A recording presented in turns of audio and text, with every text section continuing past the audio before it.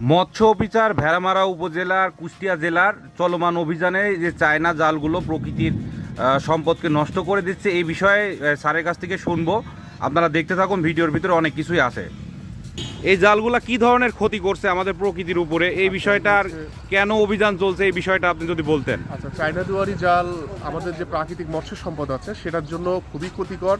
এটা শুধু মাছ না, মাছের পোনা, তারপরে রেণু থেকে শুরু করে অন্যান্য যে জলজ প্রাণী আছে যেমন ব্যাঘ, সাপ, কচ্ছপ, সব কিছুকে ধ্বংস করে দিচ্ছে। এক কথায় প্রাকৃতিক মৎস্য সম্পদের জন্য এই চায়না দুয়ারি জাল অশনি সংকেত। এবং আমরা যদি এটা সচেতন না হই, এটা যদি বন্ধ না করতে পারি, তাহলে কিন্তু প্রাকৃতিক মাছ বলতে আমাদের কোনো কিছু থাকবে না। এই অভিযানটা কতদিন নাগাদ চলবে? অভিযান চলছে এবং এটা চলমান থাকবে। যখনই আমরা সাধারণ জনগণের প্রতি আমাদের অনুরোধ থাকবে যে আপনারা আমাদের তথ্য দিয়ে সহযোগিতা করুন। যেখানে যখনই আমাদের তথ্য দিবেন আমরা কিন্তু সার্বক্ষণিকভাবে, সে যখনই হোক না কেন, আমরা অভিযান পরিচালনা করব। এবং এই ব্যাপারে আমরা জিরো টলারেন্স, কারণ প্রাকৃতিক মৎস্য সম্পদ রক্ষায় আমরা বদ্ধপরিকর এবং সরকারও এই ব্যাপারে খুবই আন্তরিক।